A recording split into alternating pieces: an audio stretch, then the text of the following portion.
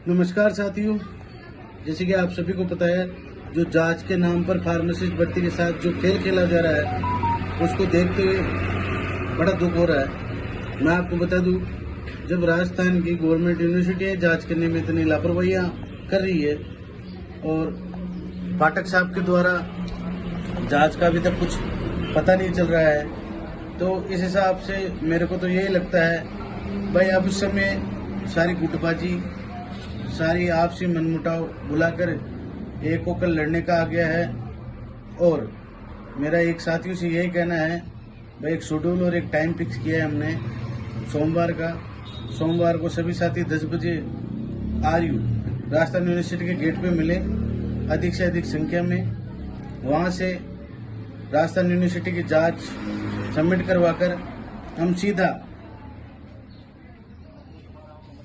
स्वास्थ्य भवन, जो हमारे जांच अधिकारी है, उनके कक्ष में चलेंगे और अपनी भर्ती की वास्तविक स्थिति का पता करेंगे। भाई यस या नो, आपने जांच करी है तो वो जांच जैसी भी हो, भले वो एक स्टेट की रह गई हो या कैसे भी हो, आप सीपू में भेजें ताकि हमारा काम हो सके।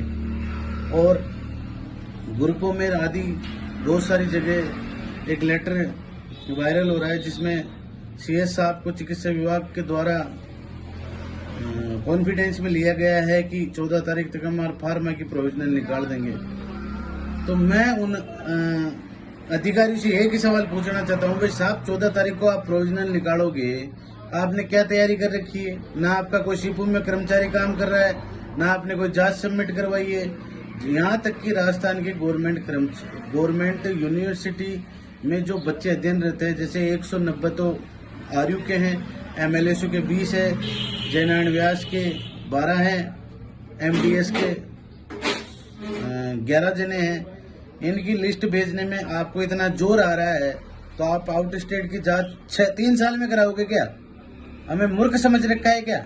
हमारी भर्ती के साथ छेड़छाड़ करने का प्रयास किया की कोशिश कर रहे हो क्या?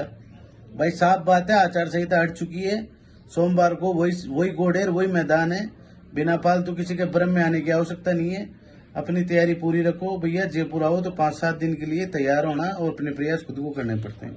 जहां तक मैं बताऊं, मेरी टीम के सम्मानित सदस्य ब्रजेश जी, दादीज, अश्विनी बोस, ब्रजमोहन जी, कृष्णा, जुबेर भाई, पीयूष, रवि और तमाम मेरे साथी अमित व्यास बोस, सारे हम लगे पड़े हैं इस भर्ती को बचाने के लिए, क्योंकि हमारे कई